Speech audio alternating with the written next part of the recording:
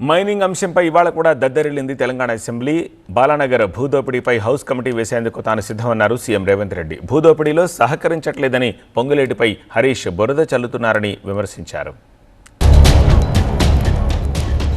హరీష్ రావు గారిని ధైర్యం ఉంటే, నిజాయితీ ఉంటే వాళ్ళ తమ్ముడు మహేశ్వరరావు గారు, వాళ్ళ మామ హనుమంతరావు గారు, వాళ్ళ బావమరిది సుమన్ రావు గారు బాలానగర్ మహబూబ్నగర్ జిల్లాలో 100 ఎకరాల భూమిని పరిశ్రమ యజమానులను బెదిరించి సేల్ డీల్ లేకుండా, కంపెనీ కొనుగోలు లేకుండా 100 ఎకరాల భూ బదలాయింపు చేసుకున్నాడు కదా.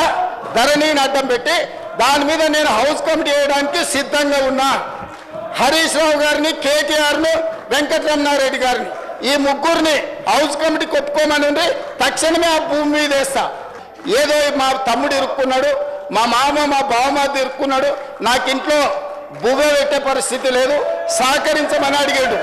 ఆయన సహకరించలే. దాంతో ఇవాళ హరీష్ రావు గారు బకెట్ల బురద తెచ్చి శ్రీనివాసరెడ్డి మీద చల్తా అంటుండు.